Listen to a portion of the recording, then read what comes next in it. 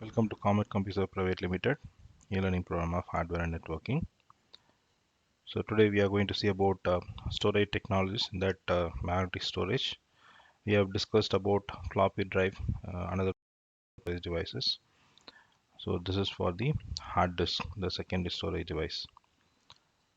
So hard disk, everybody know, this is the another important component in the computer, which is used for storing the data, and this is a non-volatile storage device, meaning that we have seen memory technologies, that we have seen all the volatile and non-volatile differences where the data will be lost if power is goes off, right? So hard disk is not like that. It is a magnetic storage, and it is writing the data into the magnetic disk so that it becomes a non-volatile.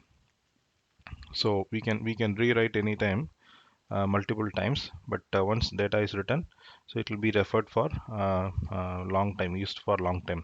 So if at all you wanted to change anything, you can change it, or you can delete it. You can create and store fresh data into the hard disk, so which is very flexible, and having a high storage capacity is an advantage for the hard drive.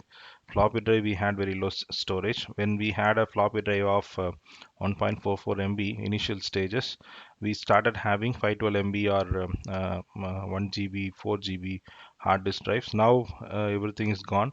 We are able to get 250 GB hard drive, 500 GB, 1 terabyte, 2 terabyte. Simply, we are getting 2 terabyte hard drive for buying new laptop or desktops. So people are also preferring to go with the higher capacity hard drive, because at the current technology as well as the environment requires lot of input, as well as they are able to store more amount of data, like people storing videos, audio, songs on their own choice, then photos, they take photos and store it in a hard drive, or live videos. So anything they wanted to store, they are able to store it in the hard drive. So that becomes more flexible for them to utilize the computers to store the devices, store the data, and that's the reason we are going ahead with hard disk technologies, and still further improvement developments are going on to have different technologies for hard drive. So we'll be discussing at the last part of it what is the latest technology used in the hard drive. So let us go with the current flow and see about the hard disk drive. Hard disk is the magnetic media where we are going to store the data in the magnetic surface. Basically, it is made up of aluminum alloy or glass ceramic composite material. The disk is made up of. Over to that, we'll be coating the magnetic substances so that we are able to store the data. As zeros and ones, we'll be storing the data, and the entire assembly is mounted on a central spindle. So you'll have both the sides utilization of hard disk drive. The disk can be utilized both the sides. We may have multiple number of disks, so sometimes 2 disks or 4 disks or 8 or 10, more than that also. So we'll have a head on both the sides for reading the data. You have seen the gramophone, right? So the head will be parked over the disk, so it will be reading the data, will be able to listen the music. Same concept over here, but the disk will be rotating at a higher RPM, rotation speed per minute, like 3500, 4500, more than that also.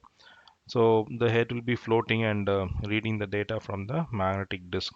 So it is called as a head assembly.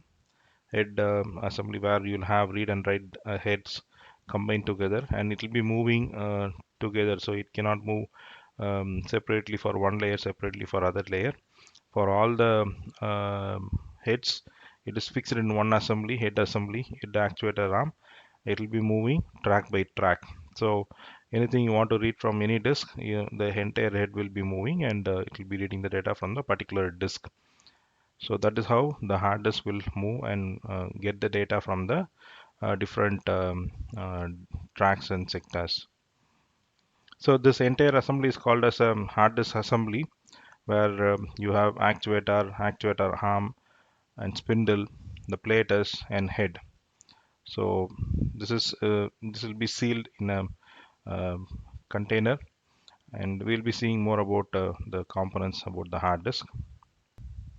So as we seen in the previous slide, the main components of hard disk is a platter where it is going to store the data, and we'll be storing the data on both the sides. We see that it is a magnetic coated one, aluminum or ceramic. So it is called a platter. The disk is called a platter. So over the platter, how we are going to store the data in a segmented way, like we'll be having circles. We call that as a tracks, concentric rings. So it is called as a track, and we are going to divide that track into small portions. From the middle portion to the end portion, we'll be dividing the track into sectors. Small portion is called as a sector. So each sector will have 512 bytes each. So based on that only, we will be calculating overall capacity of the hard drive. Say I have 100 tracks. Each track has got 20 sectors or 30 sectors. So 30 into 100, 3000. So 3000 into each sector will have 512 bytes. So just multiply by with 512. So that much data the hard disk can hold it. Okay, so that is how we calculate the capacity of the hard drive. The next important factor is the rotations. The very important thing is the hard disk has to rotate to read the data. So the head actuator arm will be moving to get the data from specific track and sector. So the spindle motor will rotate, and the platers will rotate along with the spindle motor. And the speed what we see is 5400 rpm or 7200. So what we say is maximum 15,000 rpm also it can go. So as soon as the speed is increasing, the time at which we retrieve the data is coming down. So if the speed is low, so it takes more time to reach the particular track and get the data. So as long as we increase the speed, we ensure that the data can be read quickly from the hard drive. The heads what you're seeing in the picture, it will not be actually touching the platter, but we have some filters available. It will be blowing some air, because of which it will be floating in the air itself, so it will not touch. But still, since it is a magnetic kind of data, we will be able to read and write the information to the particular platter. So once I shut down the system or switch off the system, right? So the head will be going aside, and it'll be parked separately. That is called as a parking area. So separate track is allocated for that. So it will be moving towards the parking area, and the head will be parked. So while rotation, it will not touch the track, touch the hard disk surface, but while the operation is completed, it will be safely landed to the parking area. So this is very useful because you have a laptop with this kind of hard disk. So if the hard disk is still working, or the head is somewhere in the middle portion of the track and sector while carrying a laptop from one building to other building or one floor to other floor, there is obviously a possibility that the hard disk head can get collided with the disk platter and have some crashes in the surface, and that is because of which you'll be losing the data in the particular tracks, right? So we should maintain it neatly so that there is no data loss. To avoid that, what happens once I close the lid of the laptop, once I go for log off or suspend, immediately the actuator will park the head to the parking area, so that it is in a kind of locked position. It cannot move freely. So until otherwise you start reading or writing the data, the head will be in the parking area only. It is for safeguarding the physical infrastructure, the physical hard disk surface, without colliding the head. So tracks, just now we saw concentric circles. So each platter, both the sides will have this kind of information. So here what we are doing is we'll be having tracks with equal distance. So if I increase the number of tracks, number of sectors, um, I can have more storage capacity in my hard drive. So that is a logic we started building. So track means it is a concentric circle. Sector means you're going to divide a track into a smaller portion. That is called sector. So So you'll have, so you're seeing that picture, right? So in the top right corner, the bigger circle is a track, whereas a small portion, it is called a sector. And cylinder means you're going to have logical things. Say, suppose I have 100 tracks for 100 tracks for each platter, each side of it. So what happens is it is forming a group. Cylinder means a group of tracks available from each platter. Say 100 track of slide top side top platter, upside and downside. 100th track of the second plate, 100th track of third plate. So likewise, I will group it based on the number of track. So that is called cylinder. So this is to easily identify where the data is being stored, like which disk, which cylinder, and then we'll go for which track and which sector. So this is to identify the data quickly from the hard disk drive.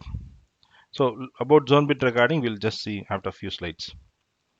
So this is the cylinder. So we have seen like what is a track? It is a concentric circle. Sector is a small portion of the track is called sector. So here one more point you have to understand.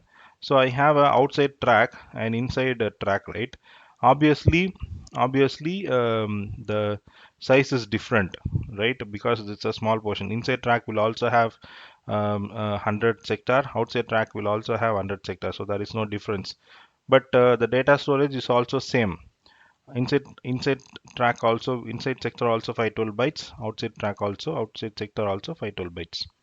Okay, cylinder is the number of track is being combined across all the platters and called as a cylinder. Cylinder 1, cylinder 2, cylinder 100, cylinder 200, something like that. 100th track of all the platters will be called as a 100 cylinder.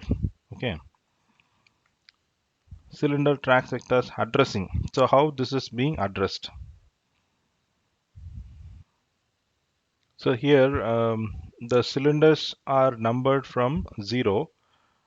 So cylinder means I'm referring the track, right? So hereafter I'll just refer it as a cylinder. Means track means only one side of a platter, one track, right? So that is one liner, okay. Whereas cylinder means, if I say cylinder 1, it means that track one of all the sides of a platter. Three platters I have, so six sides I have. So it means first track of all the six sides is called as a cylinder 1. That is for easy understanding, the system is recognizing like that. So it will be like a sector 1, cylinder 0, C0, S1, C0, S2, C0, S3. Likewise, the number will go on referring. So along with the cylindrical information, you'll have CRC and ECC for error correction or cyclic redundancy check. Because once I write the data, I want to ensure there is no overwritten or data loss. So by using this kind of error detection mechanisms, I'm going to find out whatever data I have written, it is not impacted. So it is having the same size, same capacity. So it doesn't have any variations in the storage capacity. So if there is any repair, so the ECC can do the repairing of the data and ensure that you are able to get the complete data. So both the things are going to help you for ensuring by identifying and finding the data mismatch from writing and reading. So next topic is the cylinder skewing. So it means that if you are seeing the tracks and sectors, it is numbered like zeros and ones, 0, 1, 2, 3, something like that, based on the number of cylinders and number of sectors available. So what happens here is when I have uniform numbers across all the tracks and cylinders, like track 1 means all places in this will be track 1, track 2 means sector 2 means it will be same for all the sectors and tracks. So because of which what happens, suppose head is reading the data in the inside of the track, and I want to read the data from the second sector of track 2. Before I move the head from track 1 to track 2, the spindle rotates and moves the sector to the next column, next sector, right? Because of which head cannot read the data from second sector, and it has to wait for some seconds once the platter rotates and gets the second sector, then it will read. So that may be a microsecond or millisecond, whatever it is. But even then, that is causing a problem of delay in copying the data, delay in sending the data to one system to other system. So to avoid that, what they have done, intentionally they have created the cylinder skewing. It means that you are seeing the second picture, right? So you have a track 1 cylinder 1 here, whereas it is skewed to the next level, like track 1, you'll have sector 1 in the next thing, so it will be just moved to the next one. So it is not in the same direction of your sector 0 and track 0, so it will be moved a little bit, okay, from the original position. So this is called skewing. So what happens is, so when I'm complete reading the track 1 of information, and I'm moving the head from this track to this track, and I want to read the data from track 1. So here actually I have track 2. But before I'm moving the head from this to this, track 1 to track 2, the sector 1 of second track comes to me. So I'm going to continue with the data, right? So I'm getting the data from system, so I can easily read the data from the same sector. Suppose if I miss it, what happens here is I'll have to go through another rotation, right? Once it is rotating and reaching the specific position, we read the data from the first sector. See, head is a movable one, but it cannot move on its own with the general instructions and all. So the head actuator will move with the correct position in that place, right? Only we have to make adjustments in the traction sector, so that the waiting time can be reduced. Zone bit recording, so just we have seen few slides before. So you have traction sectors. The normal setup will be, you have sectors in the tracks in the outside edge and tracks in the inside edge. What we have seen is, each track and sector will have 512 bytes of information, and it will be of equal size. Okay, so not in the sense, right? If you take inside track, see the sector size, outside track, see the sector size. So here, inside track is also going to store 512 bytes, outside track is also store 512 bytes. Obviously, as a layman, you will understand that if I'm able to store the data for this much gap as a 512 bytes, why can't I store the same amount of sector here and free up the rest of the space, and utilize it for other applications. So with that only we got identification of zone bit recording. So here what they have done, each track we have divided into some standard sectors. Each track is divided into standard sectors, and it will have equal size of sector. So all the things will have 512 bytes. Okay, so now this is called zone bit recording, modifying the storage mechanism. So because of which I'm going to get extra sector. Each sector is going to carry me 512 bytes of information. So I can expect a hard disk to store more amount of data with the help of zone bit recording.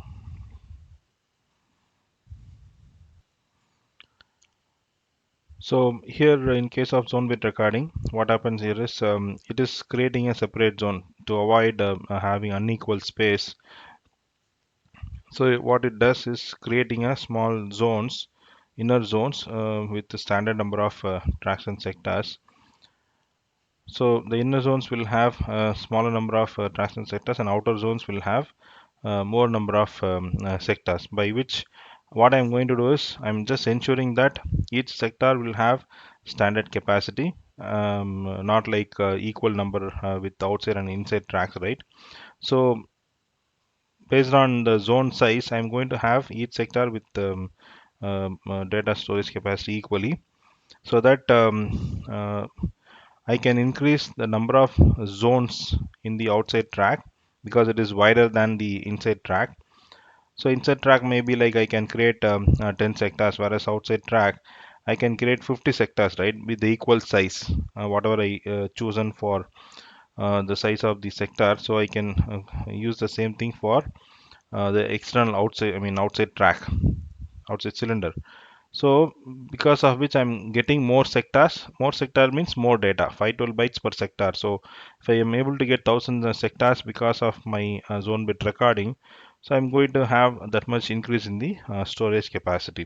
So this is one of the method used for improving the storage mechanism in the hard disk.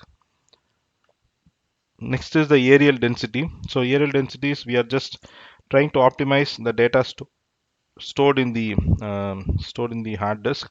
So here we are going for a measurement called bits per inch. So if I measure data in the hard disk, uh, number of bits per inch, we are just measuring it, and we are trying to improve that particular storage thing. So if I increase the number of bits per inch, so automatically I'm able to store more amount of data into the hard disk drive. So another terminology available, so it is measured as bits per square inch. Like BPI, it is a BPSI. So it is representing in the megabytes or gigabytes. So this is also going to refer um, your size of the particular hard disk, how much size it can store. Platters. About platters we have seen already. So it is a magnetic material coated device. It can be aluminum or any other metal coated with magnetic material. So it becomes usable device for storing the hard disk data. Porcelain material for creating hard disk drive later. The complex three-layered media is discussed. What is a substrate material? Mostly the substrate material used is the aluminum alloy because it will be less weight compared to the porcelain material. So most of the cases we use aluminum alloy material, and we'll be doing the magnetic coating so that it becomes capable of storing the hard disk data. So you have a media layer. We have seen the substrate material, which is aluminum alloy. So we are ensuring that the media layer is having a thin coating over the aluminum alloy, right? So because aluminum cannot store the magnetic data, we need to apply some magnetic coating so that it can start storing the data. So here it will be applied as a thin layer. It will be like the thickness of the layer will be few millions of an inch, few millions of the inch. So it is very thin layer, and thin coating is provided. No, it is called magneton sputtering. So another such method is electroplating. It is also going to have similar layer formed over the particular media, aluminum alloy ceramic plates. So compared to ceramic, alloy will be less in weight. And protective layer. So after this thin coating is applied, and we have to apply the protective coating so that my hard disk becomes stronger, and this is helping to avoid any kind of head crash with the platters. Read write heads. So each, this is the head actuator arm you are seeing. Each side will be having single head. So one disk you'll have two heads. So here this head actuator arm, it cannot move separately. So if at all I have 8 heads available or 6 heads I am seeing here, so all 6 heads will be moving together to get the data from any one hard disk platters. So all the heads will be moving, and only the specific head will recognize the data and represent the data. So this is the read and write heads. Spindle motor is very important because that is helping to rotate the disk at a higher speed. So 5400 or 4000 RPM, you are getting it. Maximum it is 15,000 RPM. So this is helping to make the hard drive to rotate and provide the functionality. The spindle motor. Logic board, you'll have a separate controller apart from the ID controller in the motherboard. Here also you'll have some controllers which is helping to interact with the hard disk drives and store the data. Drive bay, so the entire assembly will be kept inside the drive bay, and it is locked with the proper manufacturing standard. So it should not have any dust, right? So it should be dust free environment. If any dust is going inside the hard drive, it will get crashed, right? When the head rotates, it will be getting crash. If any dust particle, so it will just damage the particular cylinder or sector, or even the entire hard disk also. So now we have to ensure there is a dust-free environment, and we use the disk drive for keeping the content inside.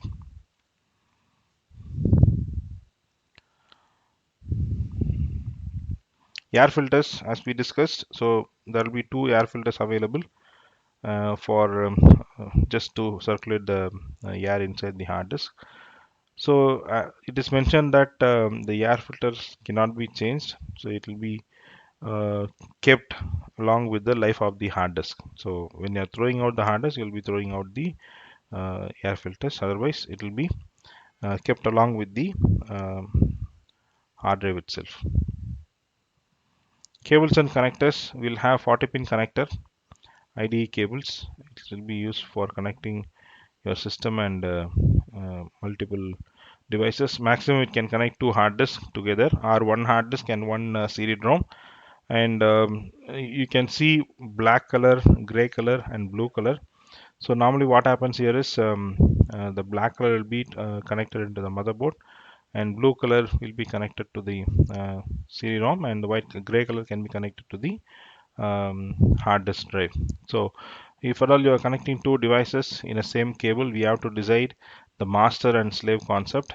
So we have to decide which hard disk or which media will be master compared to the existing thing.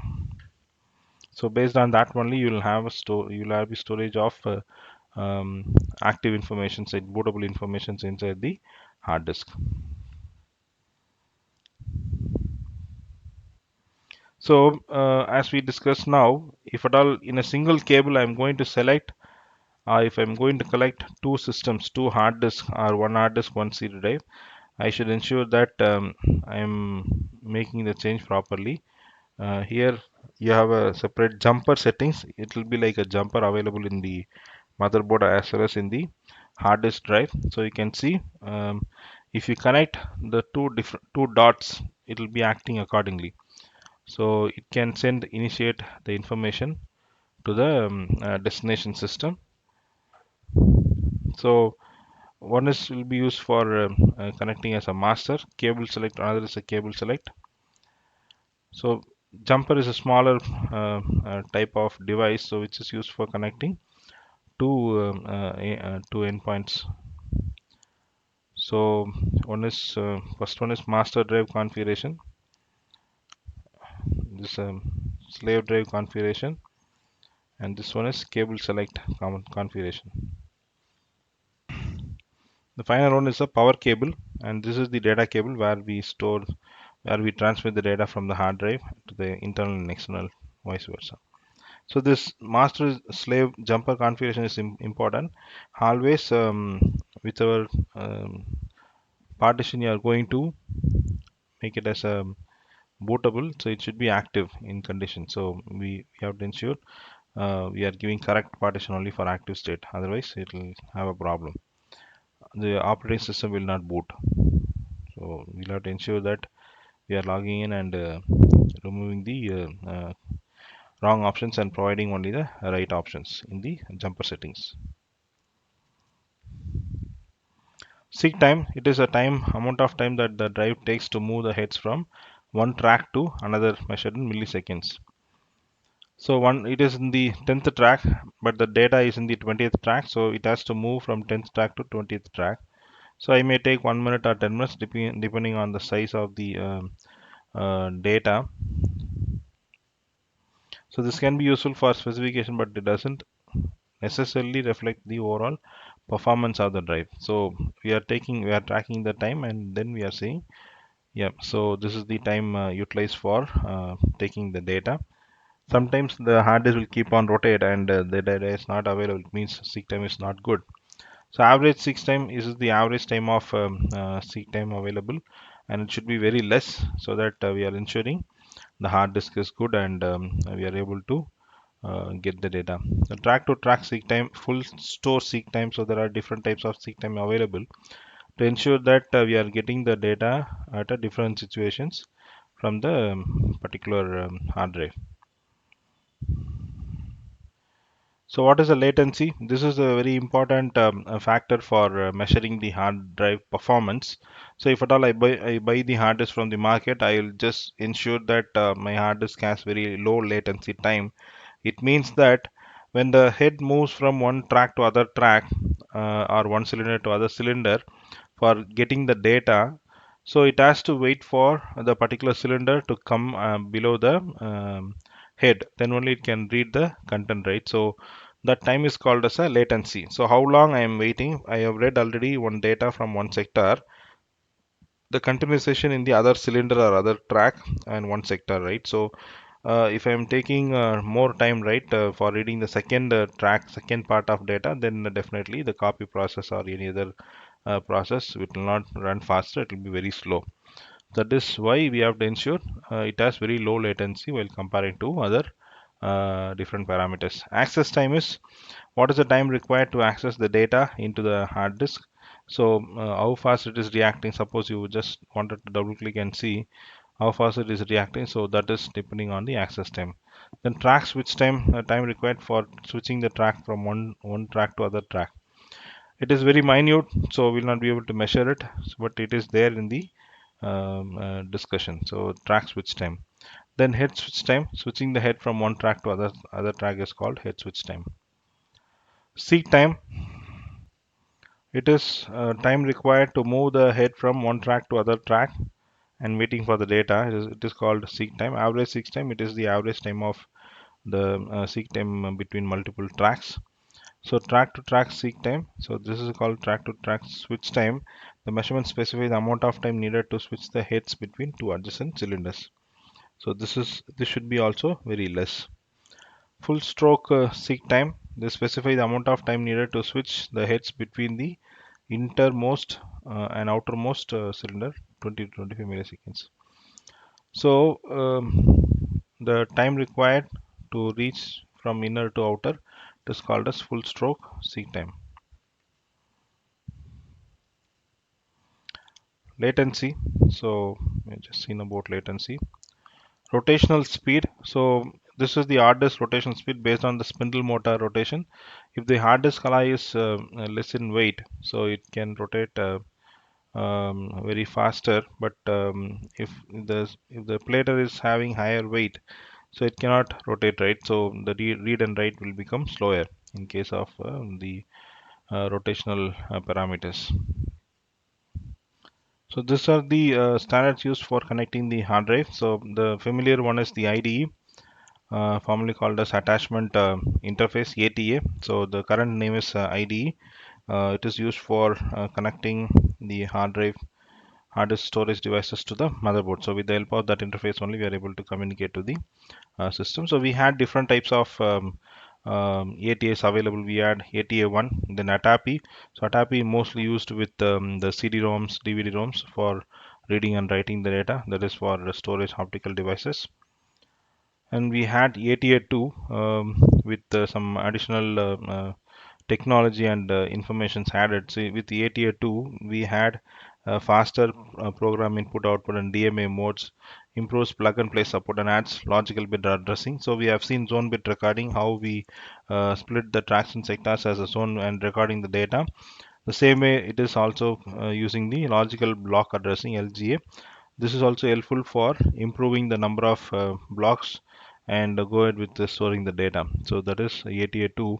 In case of the ATA3, we had a new technology called SMART. So it means self-monitoring, analysis and reporting technology that has helped the hard disk to improve the performance and measure the gaps for the hard disk drive. And another one is ATA and ATAPI 4. It merges with ATA3 and ATAPI into a single integrated book length standard and formalizes Ultra DMA 33 as a part of standard. So next is ATA and ATAPI 5. So it is Ultra DMA 66, otherwise makes only relative minor enhancements of ATA and ATAPI 4. ATAPI 6. So here it is another advanced one, Ultra DMA 100 and 48-bit LBA. So it can have a capacity of 128 GB to 128 PB. So that's a storage increment in the capacity. ATA and ETAP 7, it is also a advanced one. DMA with 133 megahertz and ATAP 6 and 7 it is combined. So it is also giving benefit for the end users in having latest storage technologies. So we had IDE in the initial stage. Later, what we have done, we have improved the standard and we called it as a EIDE, Enhanced IDE, and we started connecting hard disk and CD-ROMs together in the same cable. So maximum we can have four devices, either three hard disks and one CD-ROM. So that's a max. Or four hard disks I can have it as a primary and secondary I can connect it. And next to Enhanced IDE, we got fast ATA, that is the advanced version of EADE with additional increment in the data transfer rate. Ultra ATA, so again it is advanced than the previous one. So Ultra ATA 100 or UDMA mode 5, so it gives faster data transaction within the hard disk drive. So to and fro from the hard disk, the data transfer will be more efficient. So the data transfer modes, there are two modes of data transfer. This may be input required for interviews and other examinations in case of taking hardware exams. So PIO, it is programmed input output mode of data transfer. This was involving the processor. Processor will be helping in transferring the data. Because of contribution of processor, the system performance gone down, though the hard disk is giving the better performance, but other side the system will be performing very low. The other applications will go down if we have more amount of data to be transferred. That is the PIO mode. So DMA mode, direct memory access, so it is come out of that particular processor dependent data transfer. So with the help of this DMA technology, without having dependency with the processor, we are able to transfer the data. So that has improved the performance of hard disk, as well as the entire system was working fine compared to the previous status. So these are the different types of modes available. We had these kind of PIO modes and DMA modes in the market. So this clearly shows the improvement and the speed. Like it started with 3.3 MB per second, megabytes per second. Now we are running with more than 44.4 megabytes per second. Still, the technology improvement is going on. So with this, we are completing the storage part one. So we have covered about basic things about hard disk, how it is prepared, tracks and sectors, cylinders, and the different technology like zone bit technology, and how logical block addressing is used, how we are going to reduce the size of the track and store more amount of sectors with more amount of data storage capacity. So we are coming to the end of part one. So we'll discuss more about the storage technologies hard disk in part two. Thank you.